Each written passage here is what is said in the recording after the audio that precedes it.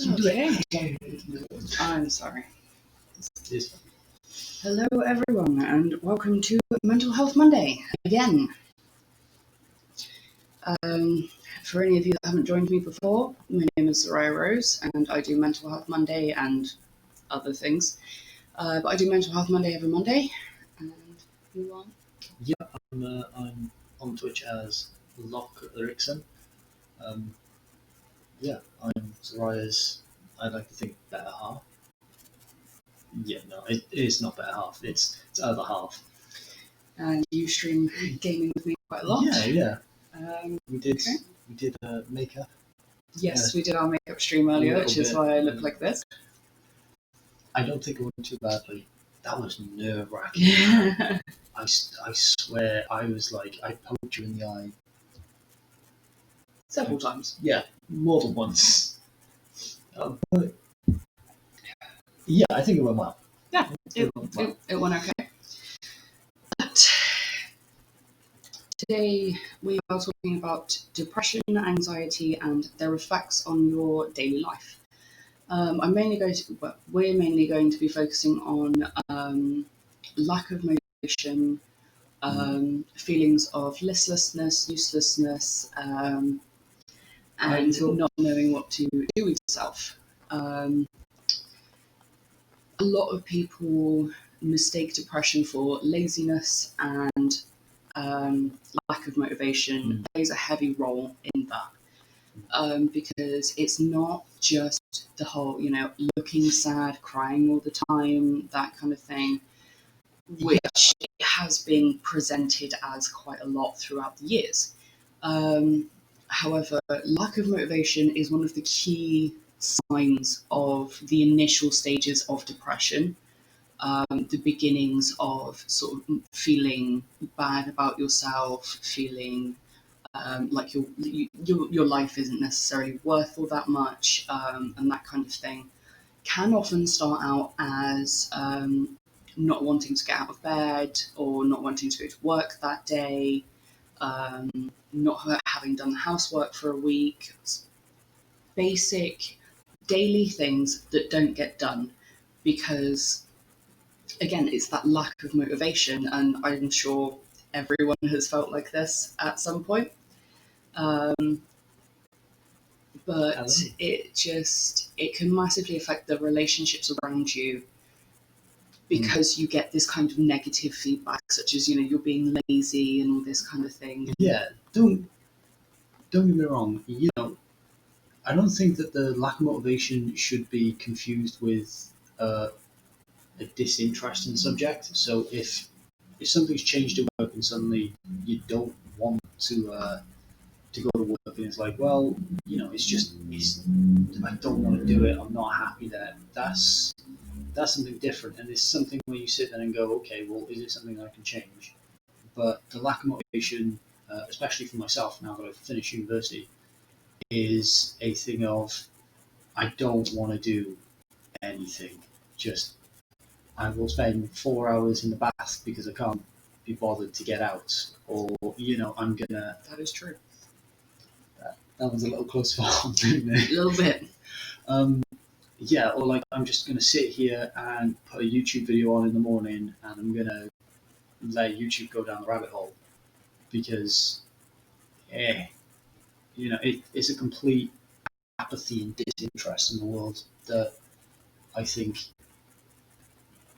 not so much is a more accurate description, but is more of an easier way to understand. Okay, but consider this.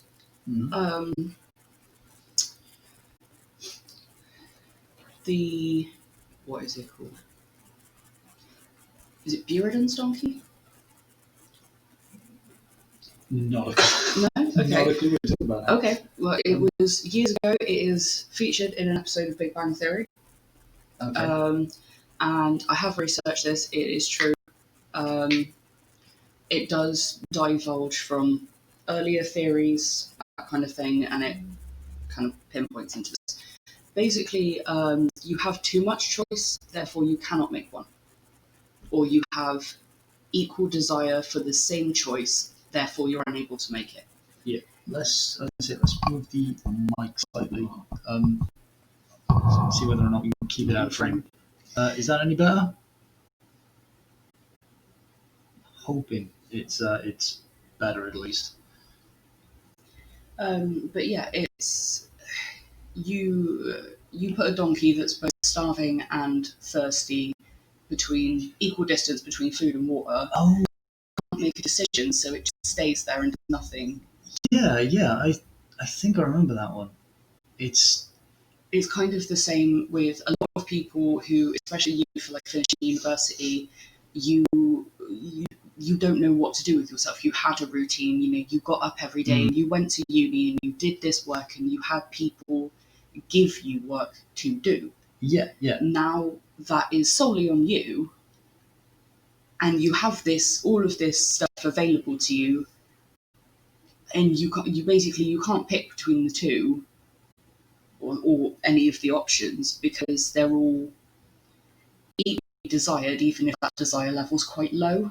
Yeah. I think with myself, it's more that I'm not entirely sure what to do from here. Like, I did university for aerospace engineering, Mhm. and then quarantine, lockdown, Mm. and the aerospace industry worldwide just collapsed. And it was like, well, now what do I do?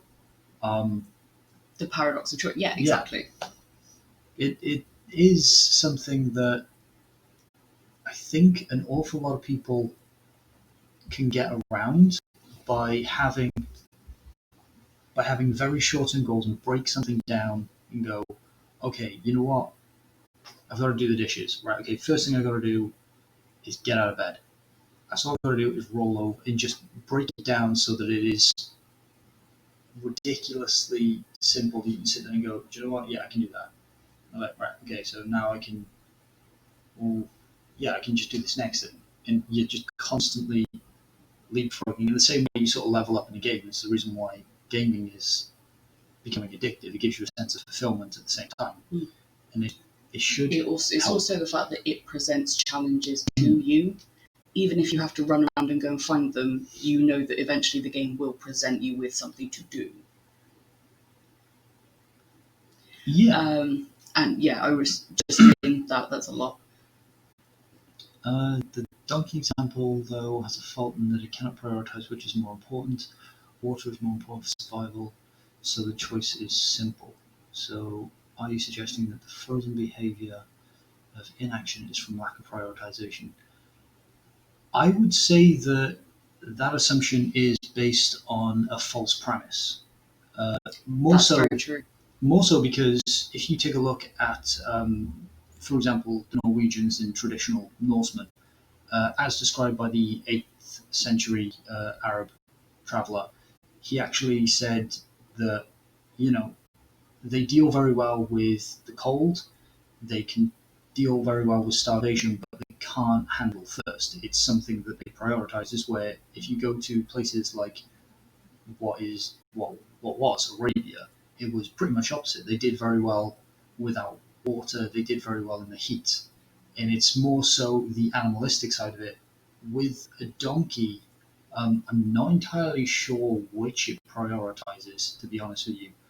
But it's more that if you had two things that were equally prioritized in the instinct level of your brain, then you wouldn't be able to make a choice.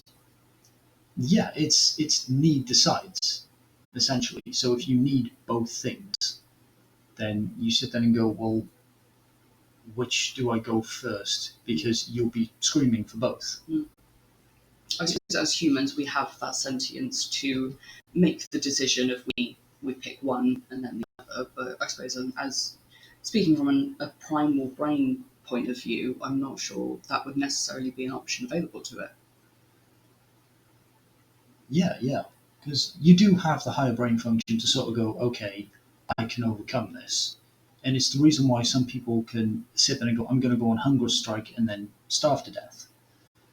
It's it's one of those things of you then start running your intelligence versus your nature. Yeah, I agree. Planning is a major issue for people who can't decide what to do, who get stuck. Um, yeah. The problem that you've got just with like I did. a good and a bad decision is basically describe good, quantify it. You can sit there in That's an a awful lot. lot of people do it with America's corporal punishment laws. They sit there and go, well, you know, it's wrong to kill, and then they go, but these particular offenders, don't deserve to live. And it's like, well, you can't hold them both at the same time. In a personal opinion, there's no such thing as objective good or objective bad.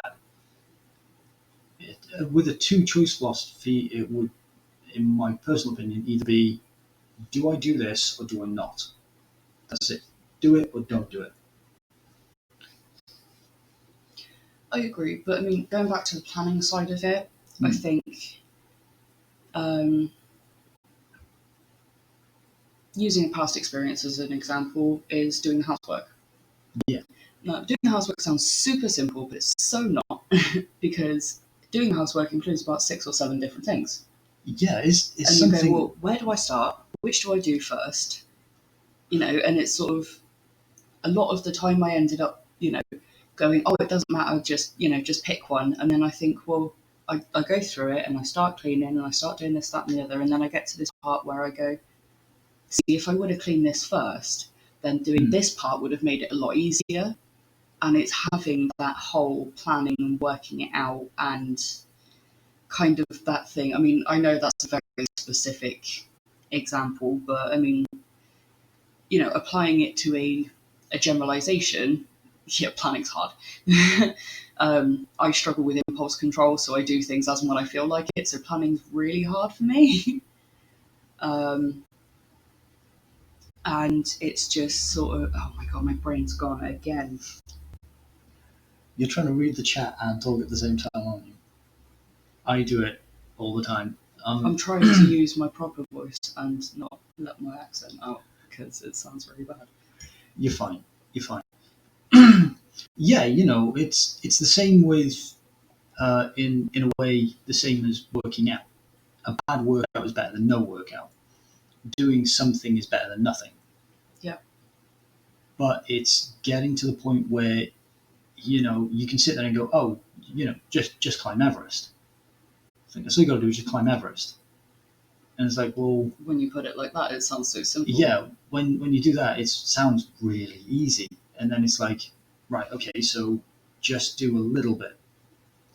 If you can break it down to just roll over, just sit up in bed, just put your feet over, you have the Steps. constant little steps that add up and eventually lead you to climbing Everest.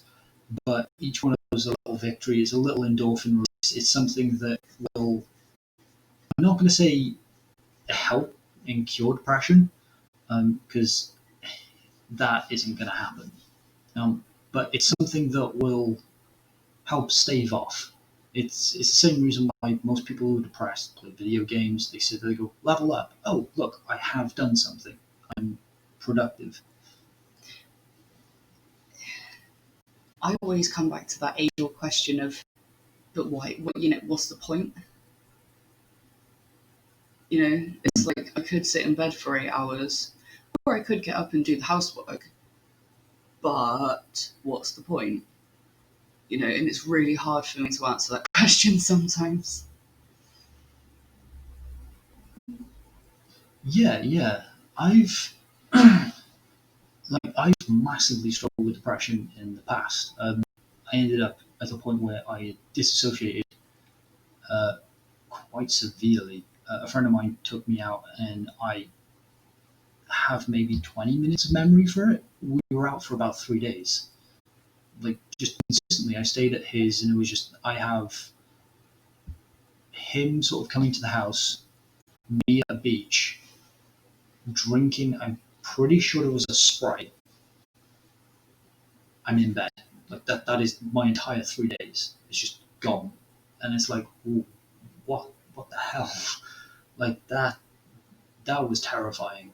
And it was at that point that I sort of went, okay, I need to do something and I need to sort of do a little bit. And I sort of, because I was unemployed at the time, which didn't help with the depression. But I ended up turning around and saying to my mother at the time, I was like, oh, I'll come over and I'll do some of the garden. And it was that little goal that I set, and having her constantly going, well, are you coming over? Come on, I'll come pick you. And she basically forced me to do it and get out and get back into a routine that then helped out. Yeah, it was encouragement. Not she didn't force you; she encouraged you. I met my mother, she forced me.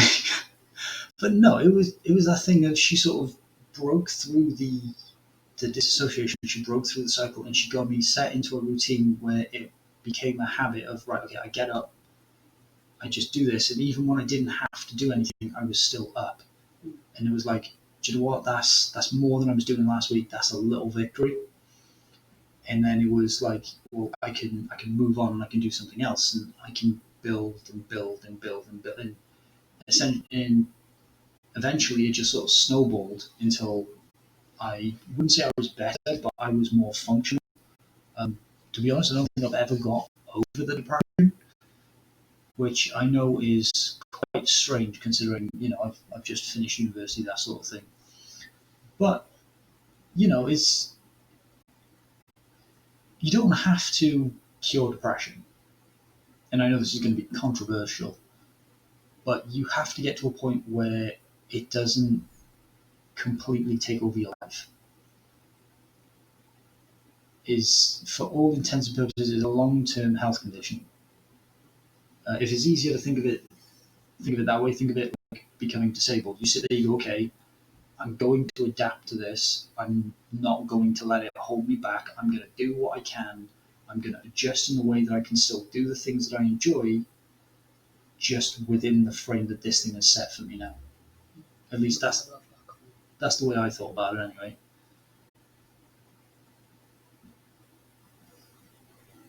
Hmm.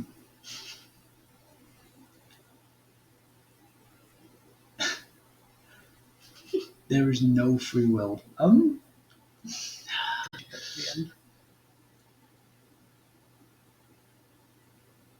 live within the results of our environment and are in a deterministic binary universe.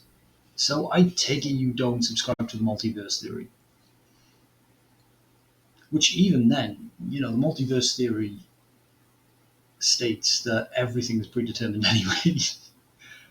Which is, that's another really interesting question. Is there a selfless deed? Because even people who go, oh, I don't want anything. It's, you enjoy doing that.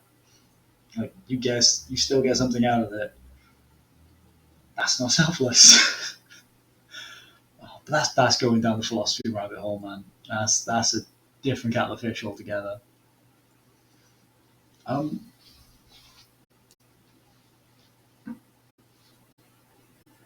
yeah, with a lot of people, I think they sort of have a preconceived notion of depression, and then they sort of sit there and they go, well, I'm not that bad yet. That I'm makes not so that much bad more yet. sense. I'm not that bad yet. And is a little bit. Is it double major in college? It makes so much more sense. Psychology and philosophy double major currently in college. Oh, congratulations. You could not pay me to do 2 degrees at once. Stuff that. um, yeah, I'd really love to do both of those. Don't get me wrong, they're really interesting, and like the psychology side of it, I really like evolutionary psychology, like looking at how the environment has shaped the way that we think, and then See, how that has shaped. I'd be way the more way we interested are. in the philosophy one.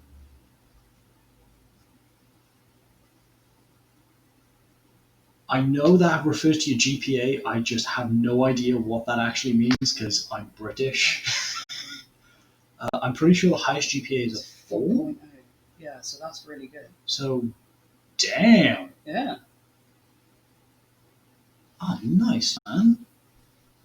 that is that's impressive. See, I'm really interested in the philosophy side of it, but I just can't do the debating with people. My brain can't do it. Yeah, with the philosophy, it's a little bit strange because you sort of go, this abject. Uh, Apparently Try it abstract again. language as well. I was speaking abyssal. Apparently. God, D&D reference. Mm. Yeah, but it's like this nebulous and abstract concept arguing against your nebulous and abstract concept. It's just like, what? Yeah. I know it. A lot of people can't wrap their mind around it.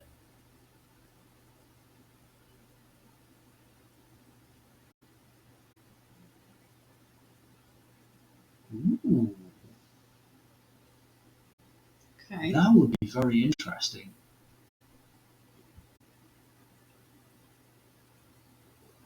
But dude, seriously, 3 majors? Like, are you sure you want that workload? Like, is intense, man. Especially with like If you can handle it. quarantine, lockdown. With Yeah, quarantine yeah. and lockdown, you've got nothing better to do than do your work. Well, I don't know. You could argue that point quite thoroughly. Mm. Yeah, I got nothing on that one. Yeah, just don't burn out, man. Just make sure you balance it. Otherwise, you'll come to absolutely resent the subject.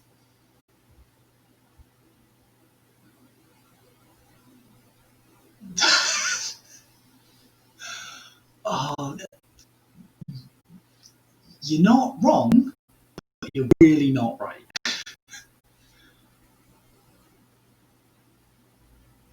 Oh, I just got it. That took me way too Oh, long. that determines how the tech is used. Does the tech ultimately control the choice of its use? I think it's a little bit of both. Because as you can imagine, the first generation of technology is then subject to market forces, how people interact with it. It then evolves based on how it's being used. If I may give a really basic opinion, because I'm probably the least smart person here. You know, you know. In all honesty, the what's it called? UI. Yeah. Basically the software, the doodad stuff on the phone. Shut up. Actually decides how I use the phone, and what phone I use and what I use it for. Yeah, but what I mean is just that's something specific to you. In general, it's that UI is based on how people have used previous incarnations of it.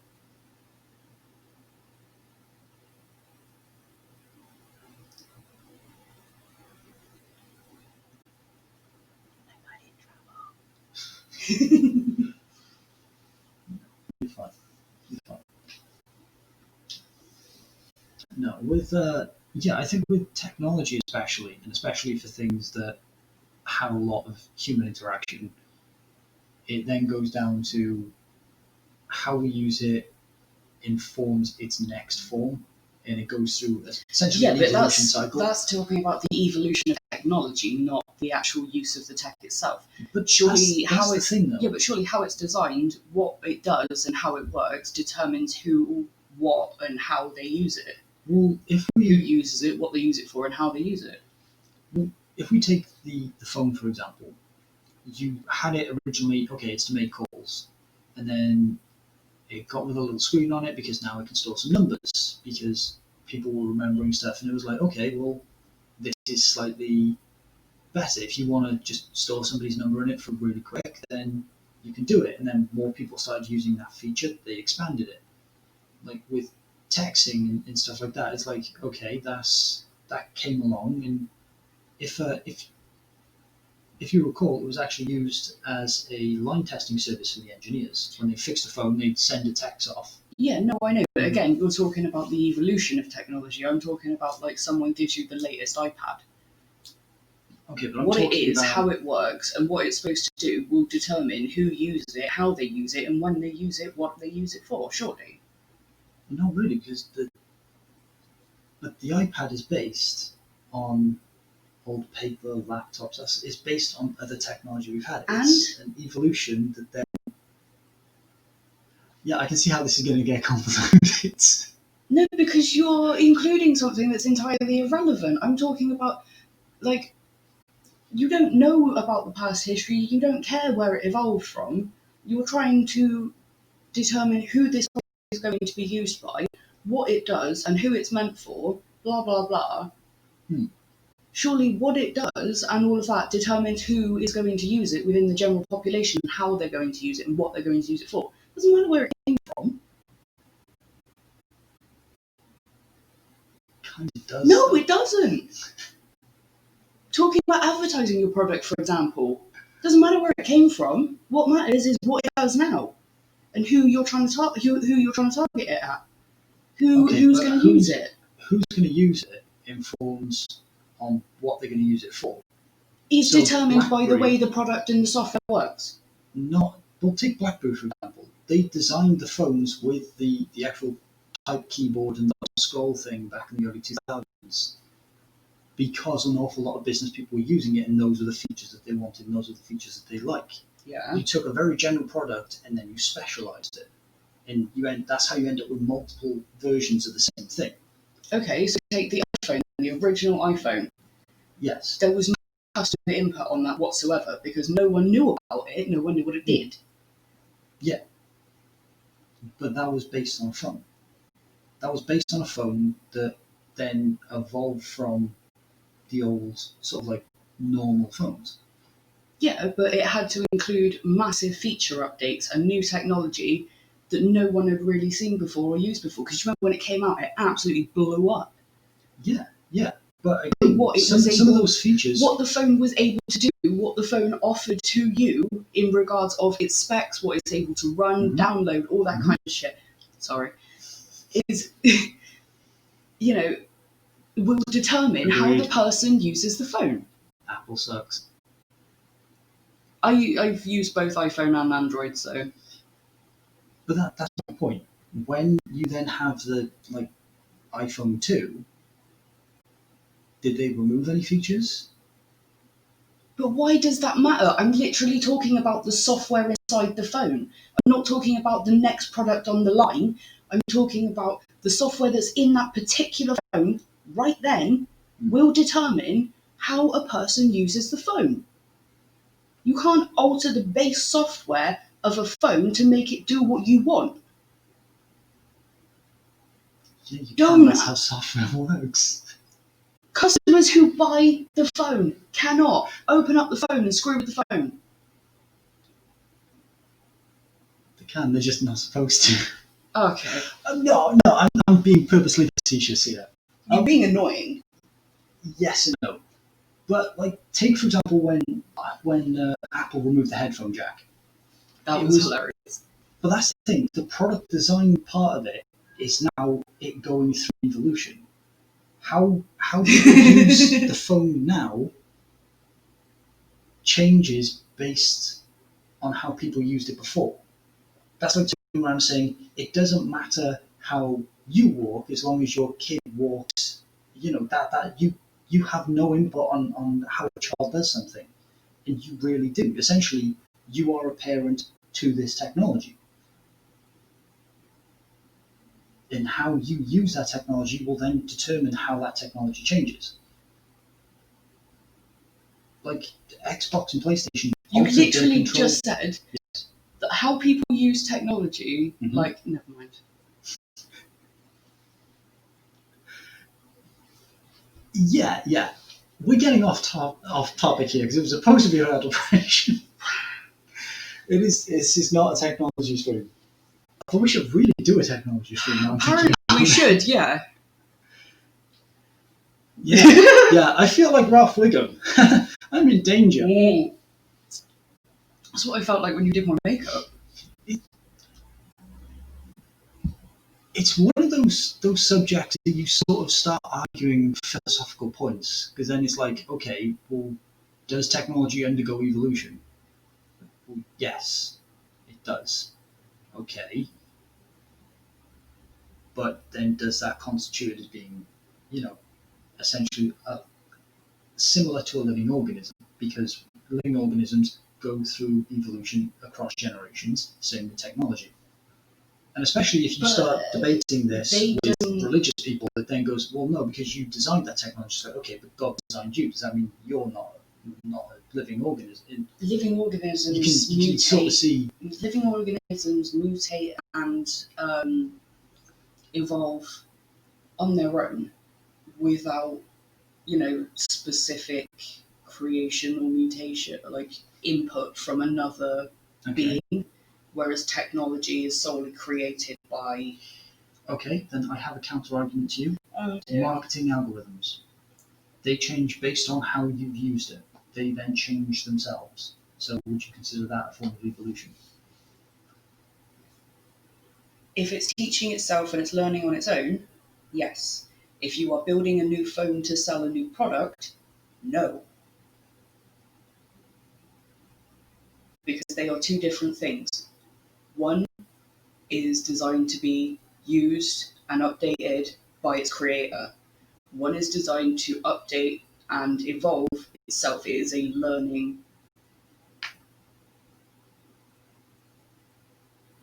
I've lost the word. So learned behavior No, and so learning mechanism. that's the one. There you go. It's a learning AI.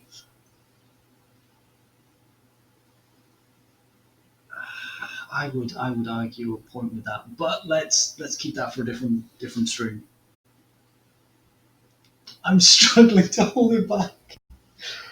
Oh, I love debates, man. I love debates.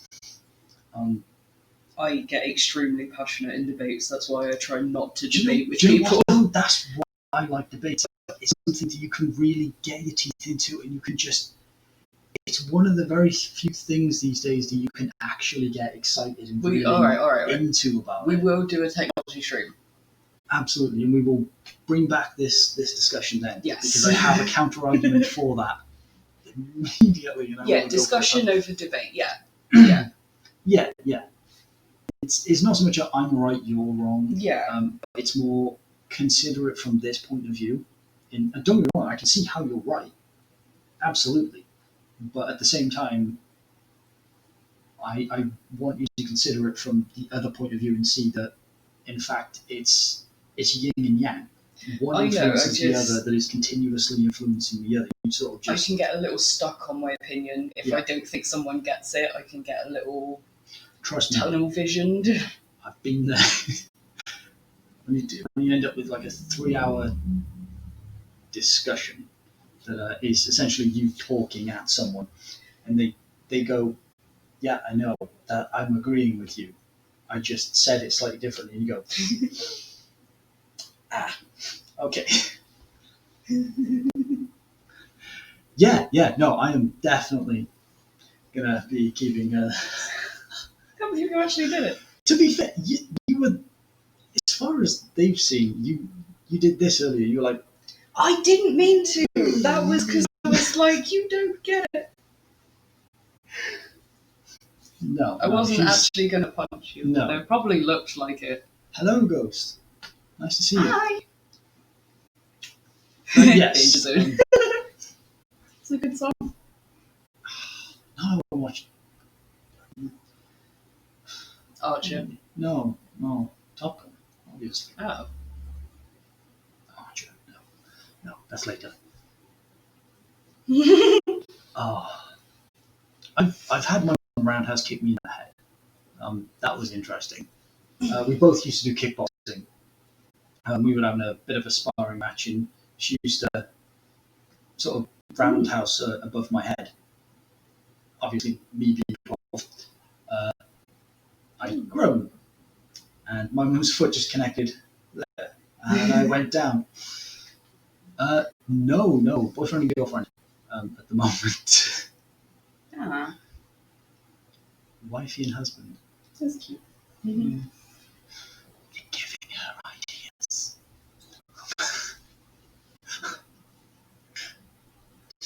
I'm in danger. I'm kidding. So anyway. Anyway, back to depression and anxiety. Um, yeah, my best advice for depression, and especially how I've managed to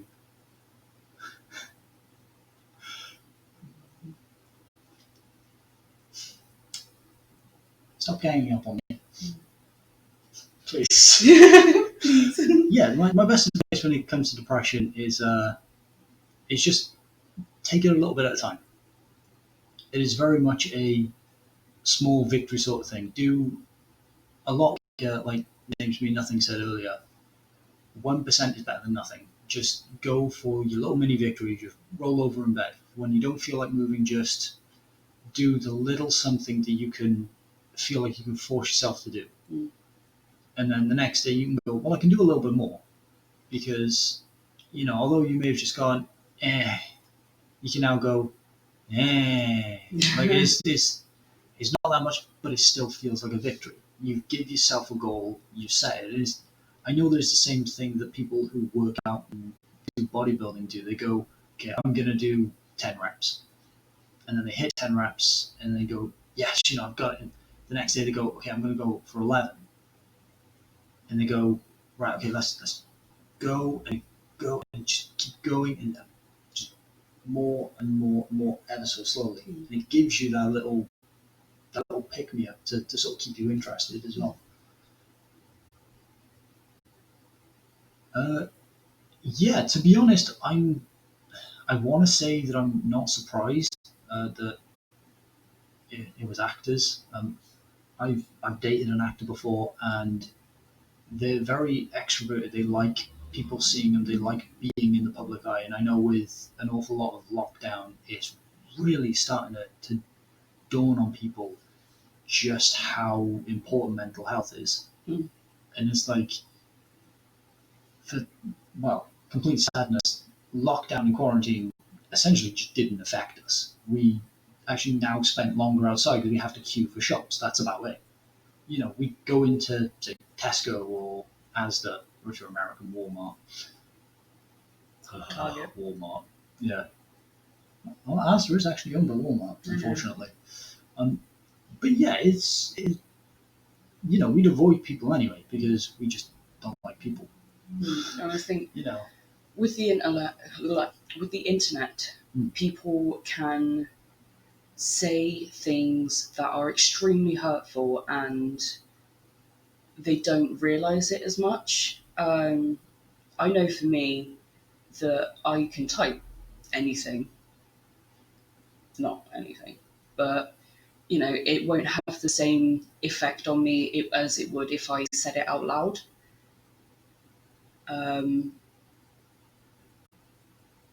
It doesn't. I don't think it really registers with people just how hurtful their words can be, unless it comes out of their mouth because they suddenly go, "Oh, actually, that was a bit far." But of course, all you've got to do is tap away and press send, and it's gone before you've even reread it or realised what you've actually said. And by then, for some people, that can be too little, too late. Honestly, it's one of the reasons that I started doing Twitch and got you involved was because we don't like really socialising with people in person. That we have anxiety, we struggle. I think the most social thing we do is play D&D. Yes, that's very true. We play Dungeons and Dragons. You play Dungeons and Dragons. Unfortunately, I DM, so I just have to deal with everybody going. DMing is so stressful. It's just scenery. I rolled a 20. It's still only scenery. Still just a tree. I'm going to investigate this thing. Please stop. Just the door is there. Just go. Yeah. So I decided to do this Twitch kind of thing because I knew that I have spent many years inside, and I have gotten to a point over many years where I have found a way to get up and find things to do during the day. I mean, don't get me wrong, some days it's just not happening, but most of the days I find I can get up and I can do things, but there's only so much that we can talk about between ourselves, and especially if you are on your own, there's only so much you can really talk to yourself before things get a little weird. Um,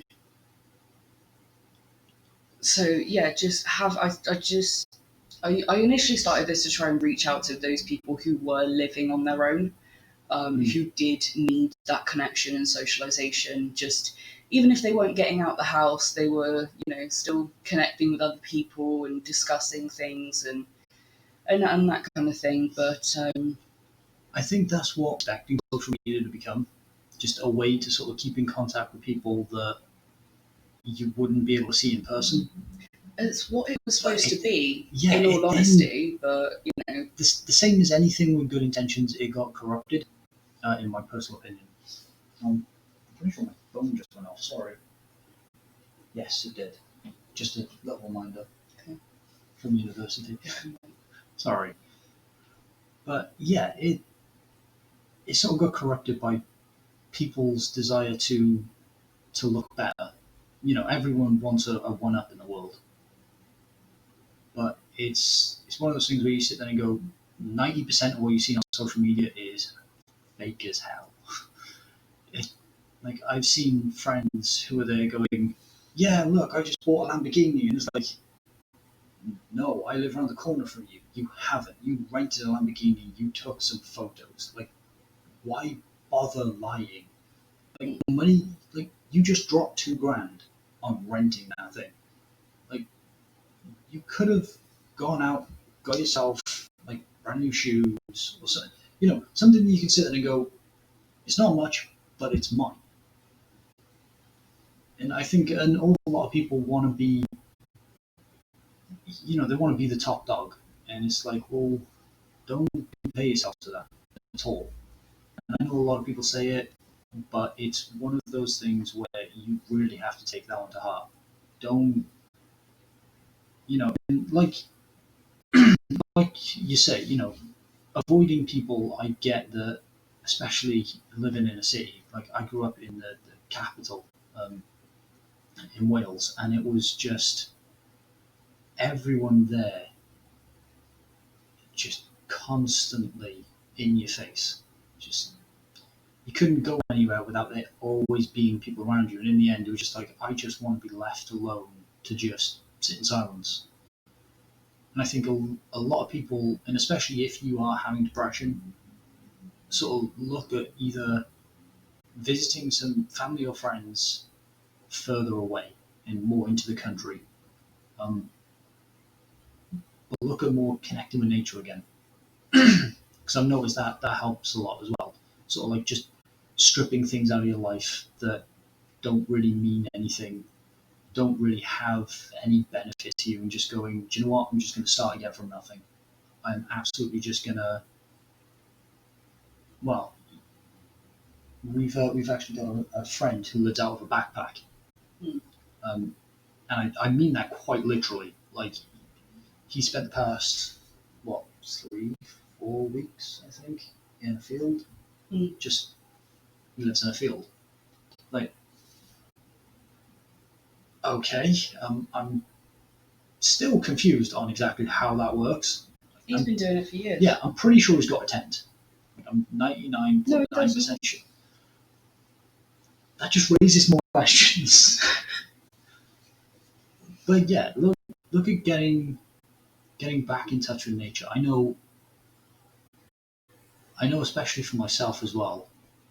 It's one of the things that I noticed when I say I moved out the city. I moved out the city like 15 minutes up the road. But it was enough that you can sort of walk around amongst the trees, and it was like you sort of sit there and go, do you know what? I feel better, and sort of like reconnecting with the fresh air, with the sun. I was about to say the cleaner air could really, really help. Yeah. Just a health reminder for streamers. I don't have I don't have water. I do, however, have a big bottle of Coke. Not sponsored, obviously. I'm just, a thirsty boy. Yeah, man, grow potted plants. Sort of like, I don't want to say get a pet, I want to grow little herbs in the kitchen, in my little kitchen window. Well,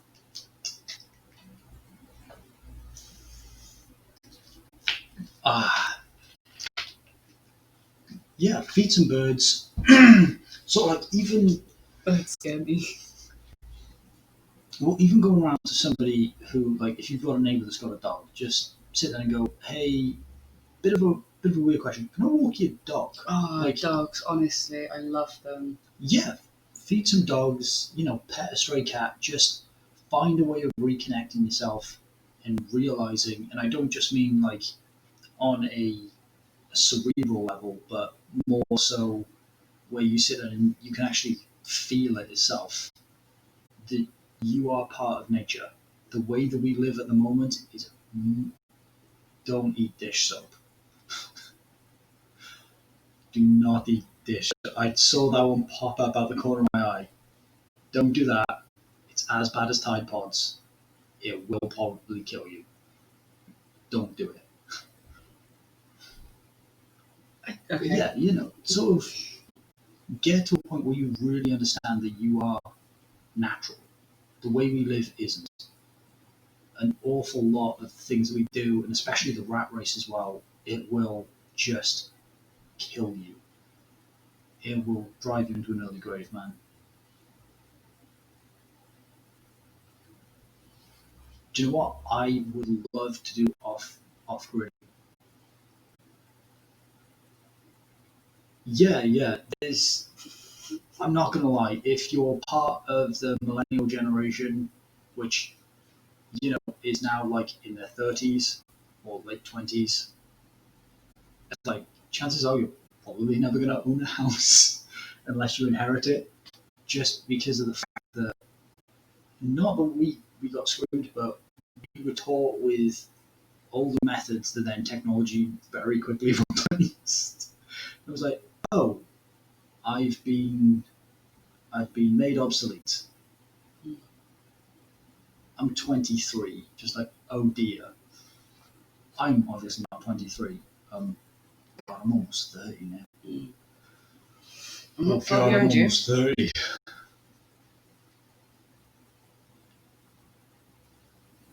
Oh, nice. I wish I was still 22. Uh,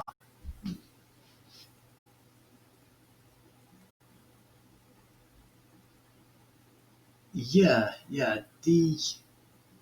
I know that the UK recently got found to have the worst pollution in Europe, which was absolutely terrifying. And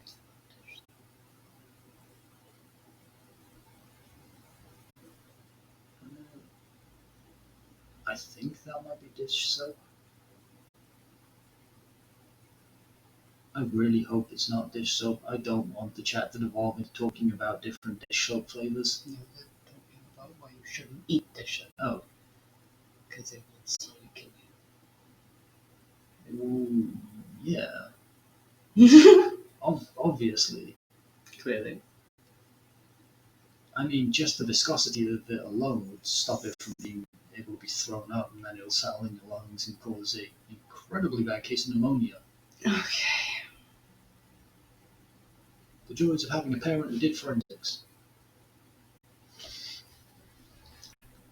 That was probably the campest thing I've ever done. Like, that was really flamboyant. Oh, I don't know, man. Just the little red streaming light comes on, and my brain just goes, bye. Um, yeah, yeah, I get that. When, especially with, I think, people sort of like around our age, we sort of going, look, just life is a joke. We live Like, in the UK. yeah, we live in the UK. We actually live in South Wales at the moment. Oh, yeah, I always said South West England then. I No, thought I was. no, South Totally Wales. forgot I moved there. Yeah, but it's yeah, life can be a joke, man. And oh god, this is where I'm gonna either feel really old or really, really young. How old are you? Really young, really young. Wait, no, me feel really. I don't know. My brain is gone.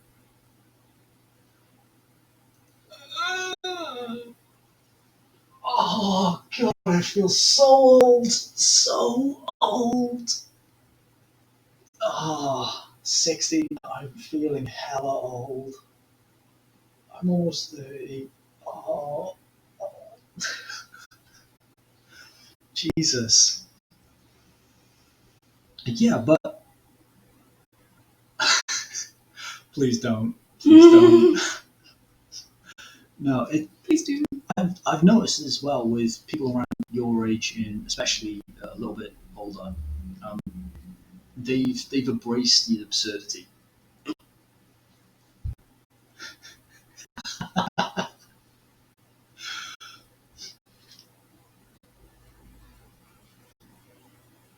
Yeah, it's just you sort of sit there and go, the world's insane, especially at the moment. Like, take this year for example.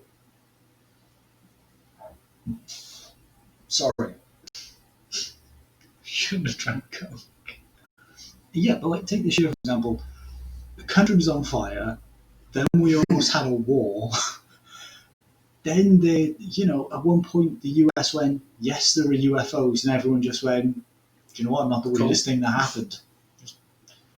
Then there were murder hornets. Yeah. Then there was a volcano. Then it's just like, And there's coronavirus. yeah, and you just sit there and go, it's like someone is playing The Sims. Just crazy. Is is one of those things, and I think with an awful lot of it, it can really get to you, especially with anxiety and all that. Um, it just sort of it can chew away at you, man. You've just got to try to find a way of going. Do you know what? This is natural. I am still a part of got this great, weird, wonderful little blue arc that's hurling through space. It's yeah. Don't get me wrong. We put an awful lot of blame on 2020. At the end of the day, it's a year. It's something arbitrary we made up. But at the same time, I think it's probably a good sign that a lot of people are looking at this, seeing how things connect, seeing how the world is being affected constantly, not affected constantly, and then going, do you know what? This actually isn't great. And I know with a lot of countries at the moment with lockdown, I think the way that we do things in the world that we used to live in will change completely. Looking at it from a business point of view, you've got an office that you paid for that nobody used. Your company was still running. You still made money. Don't get me wrong. You didn't make as much, but you saved a little bit as well. It's like, okay, well, it's now possible to run this thing from home. So now I don't have to pay for the building. I don't have to pay for electricity. I don't have to pay for people to come in. I'm gonna just write all those costs off and just let everybody stay at home. You know, they can use their own electricity, their own internet. I I think that the world will change, especially going forward now. But then theoretically, you have to up the minimum basic living wage because people are paying X amount extra for things like fast speed internet and things like that because they have to work from home. Personally, I'm against raising minimum wage because then you sit there and you go, okay, you now have to pay everybody say £16, £16 an hour, and then all of a sudden your milk producers, for example, go, well, we have to pay all our staff £16 an hour. We're losing money, so now we've got to charge more. So that's £16 is now only worth. But if you've written off half of your costs, paying your employees a little bit extra shouldn't actually break your bank. Absolutely.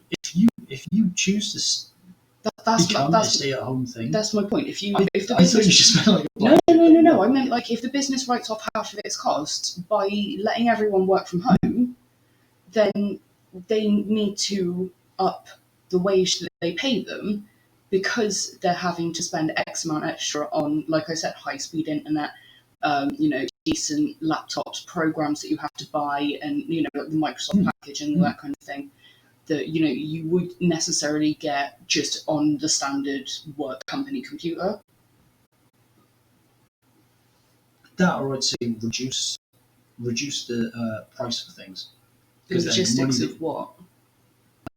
With the logistics in terms of like just supply routes and that sort of stuff, those are things that we're running through quarantine anyway. They are key sort of workers, their infrastructure.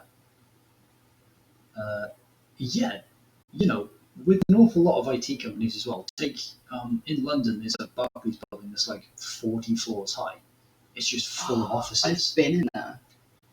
And you sit there and you go, really okay, cool. Well, that is what? That's 40 floors worth of about 12 flats on each floor. I was like, that's now a great big apartment building. If Barclays sits and says, well, actually, we didn't need that massive headquarters. We only need enough space for the servers. You now have multiple businesses in just one skyscraper.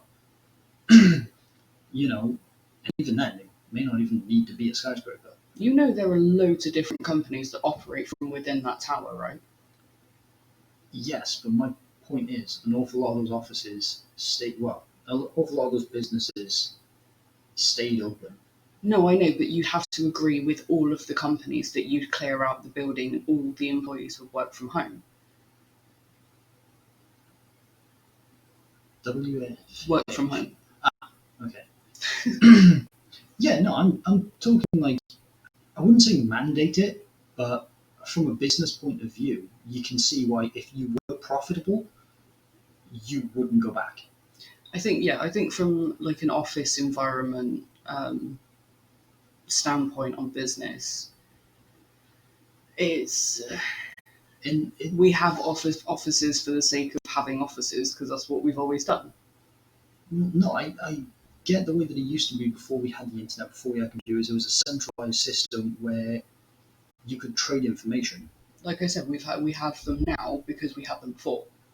Yeah. We haven't really clicked on to the fact that maybe we might not need them anymore. IoT. I can't even think of the word. Is that an anagram?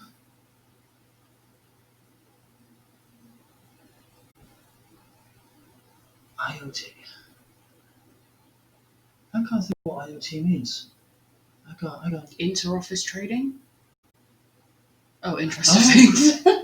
There's me trying to be really smart. Okay, yeah.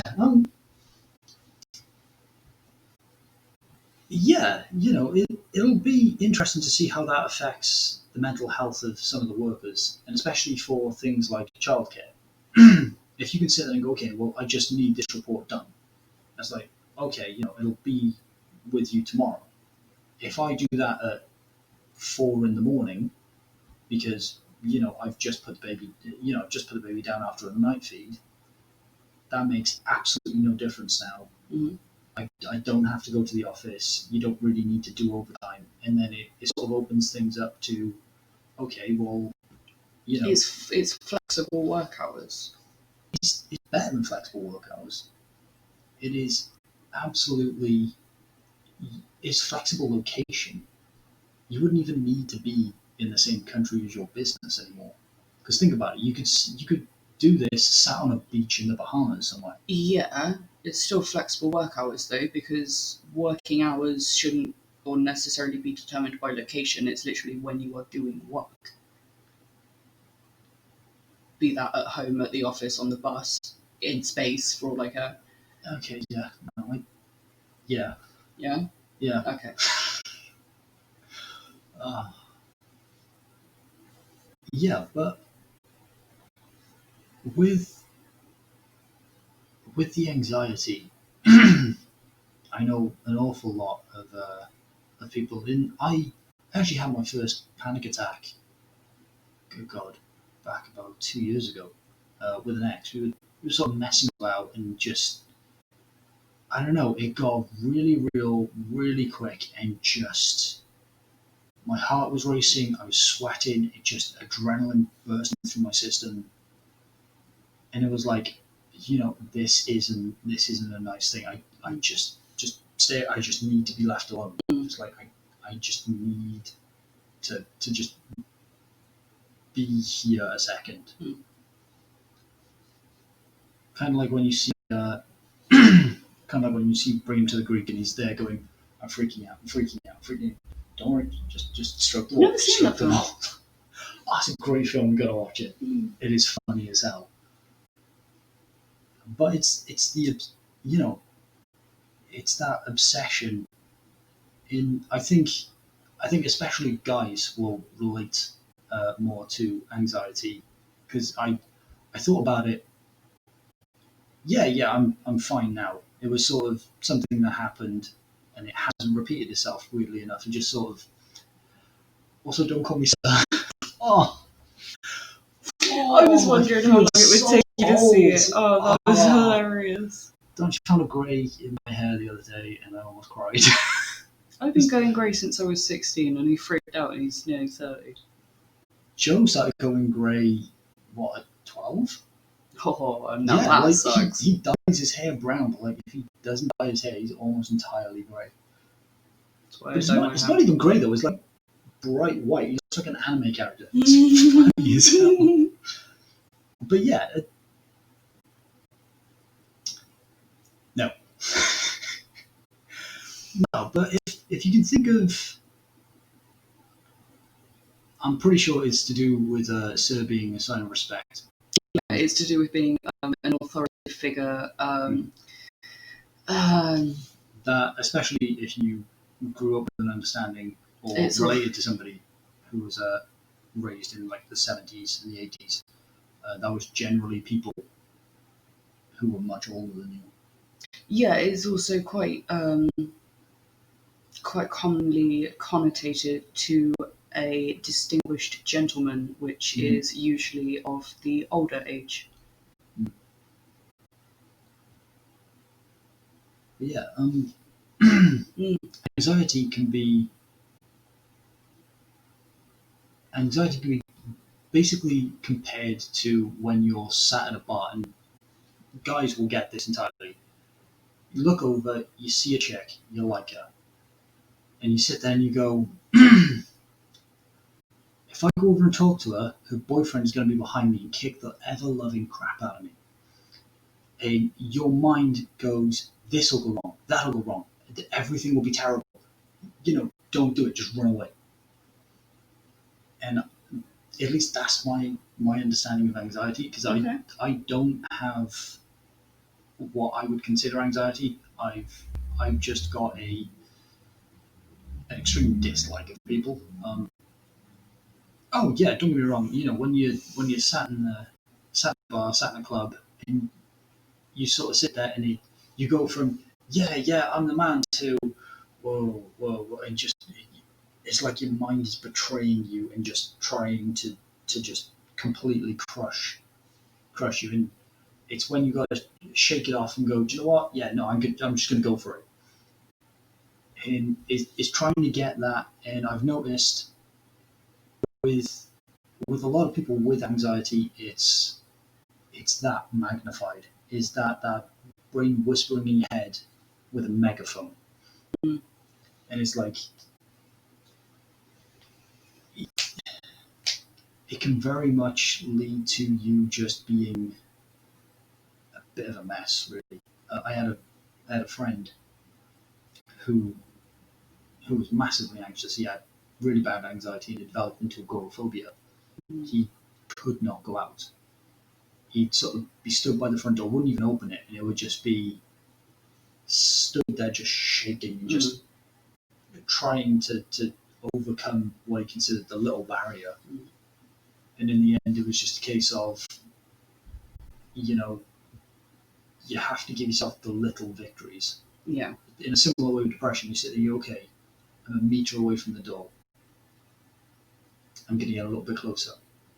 Not much, I don't have to jump at the door and hug it. Just stand a little bit closer, and just ever so gently, and just keep going, and just build up a tolerance for it. Oh yeah, don't get me wrong. Is a part of your brain that knows that this is how the way the world works. I'm not entirely sure that sentence made any sense, but it's the part of your brain that is primal going, okay, it's mate selection. You have to present yourself. The female gets to decide whether or not this goes ahead. And it's then arguing in your logical brain going, you have fear of this because you're a person, you're a living, thinking person. You have a fear of rejection. That's being part and part of being a social species. And especially back in our tribal days, rejection from the group could mean life or death. So it's one of those things that can be very overwhelming. Would you agree, or would you say that I'm completely off? No, I get what you're saying. Yeah, I would say that with anxiety, I want to say you can build a bit of a tolerance to it, but I know that would be very much a plaster, on the side of the Titanic. It's like it might help a little bit, but when you're on a sinking ship, that plaster ain't gonna hold back anything. Just it's trying to find stuff that works for you as well, which is a bit of a cop out, I know, but what do you think? I think I want to get a coffee.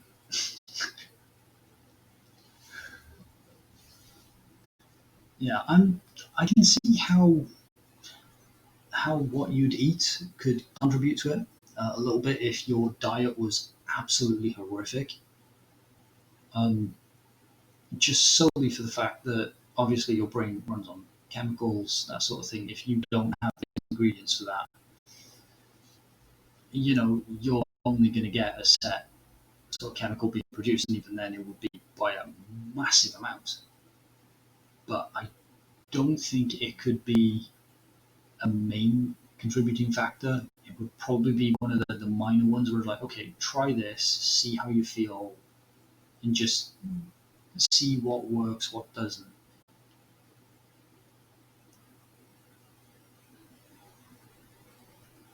Yeah, yeah. You just keep going in. I know for an awful lot of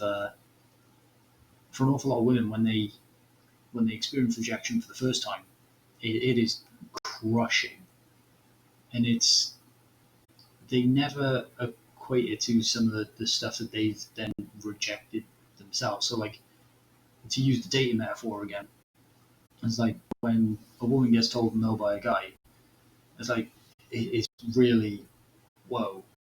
But when they turn around to a guy and go, "Yeah, just go away," they don't think twice about it, and I get that.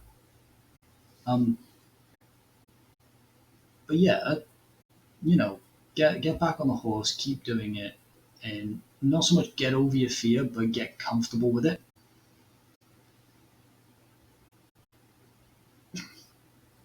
Nice.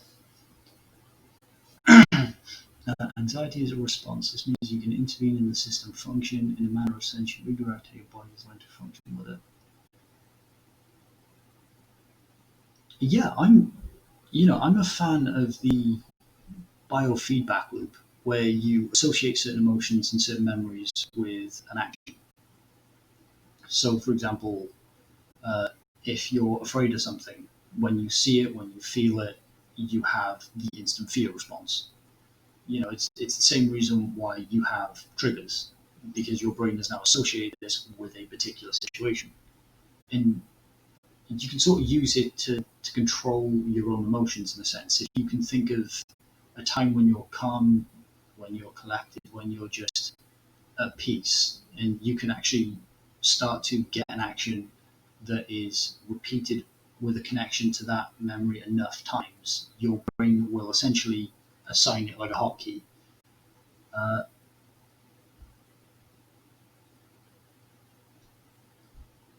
I am not entirely sure on what remuneration is, or rumination. Remun- uh, Even I don't know that one. I,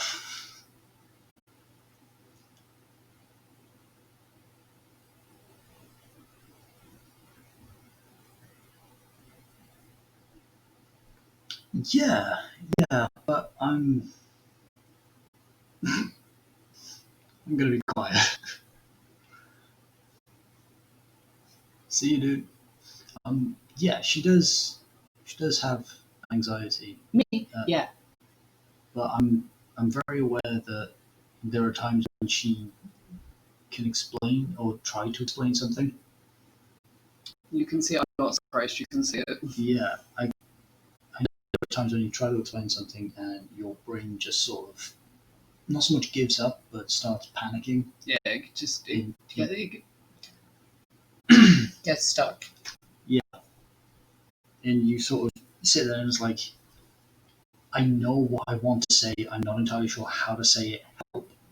Yeah. And I'm trying to not so much put words in your mouth, but give you, Take them out and show them to everyone else. not really, but give you something that you can interact with and sort of like sit there and go, okay, well, I think that it's similar to this. However, this is how it can affect. It sort of gives you a jumping off point rather than just going anxiety. Go. Yeah. I have all these wonderful ideas, and then I sit here and go, well, maybe not. Yeah, it's the thing of I can do this, and then the moment you start, you go, I can't do this, I can't do this, I can't do this.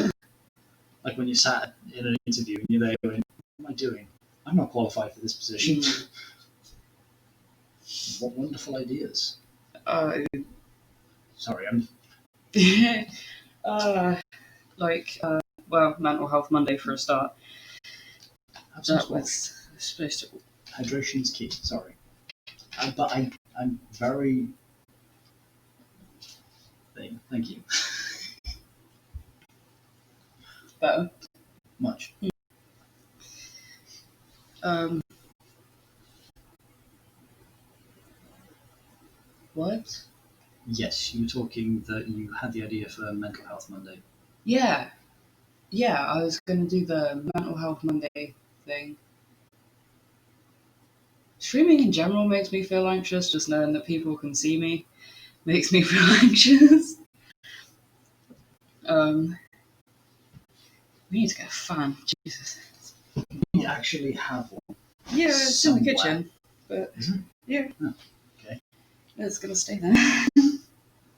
um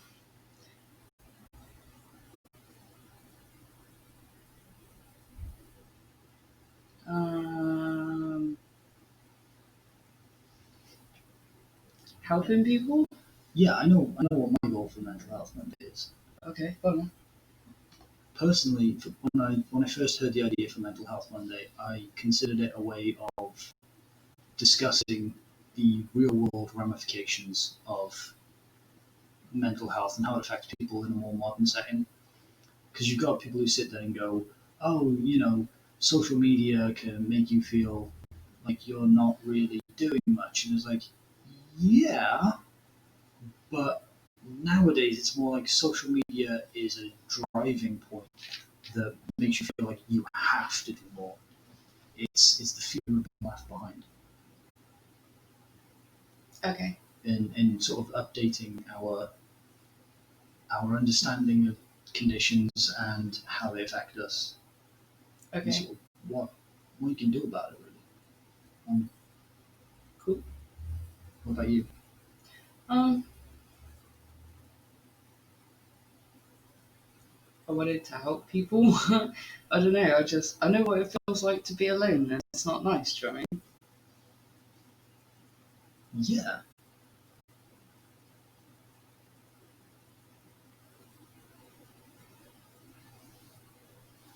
Yeah. Yeah, no, I'd say that sums up quite nicely actually. Is normalizing mental health to the point where sort of like you don't get anxiety about it, where you can sit there and go, oh, my back's hurting. Yeah, I'm not feeling great today. It's just we treat it with the same thing of, I got a paper cut. Yeah, I had a panic attack on the subway the other day, and you sort of just not so much treat it with a bit of flippance, but it becomes just commonplace that you don't think twice about it. Like you wouldn't think twice about turning around and saying to your mum, for example, like, "Oh yeah, I hit my foot on the thing the other day. Yeah, just walk straight into the table. One paying attention. I'm all right." And it's like have that same, yeah, I wasn't feeling great, but I saw this really cute thing, or I did this, and you can sort of just have that same calm when you're talking about this. Okay. I feel like I'm taking over. No. I'm not trying to take over. No. And if I am it's taking okay. over, feel free to just sort of, push me out the way. No, it's fine. Probably I want to go to the kitchen. Okay, so I do have a question. Um,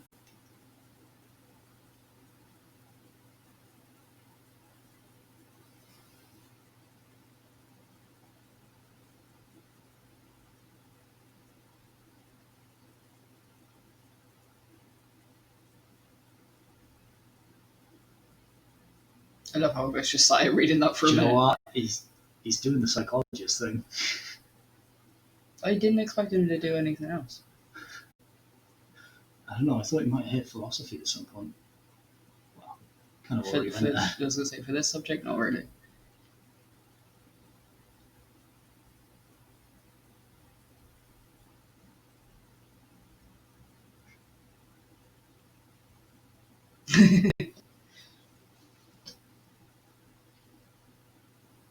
Yeah, it's not that we're. I don't mean this offensively. It's not like we're treating you like a professional, but it's a case of at the moment you're the person with the most insight to psychology. More professional than we are. Yeah, that's probably just true as a general statement. Yeah, my question was on you baking cakes because I've noticed when you have a bad day, you sort of bake an awful lot. Yeah. It's because I get to beat the crap out of it. If I'm being honest, you whack it all in a bowl, and then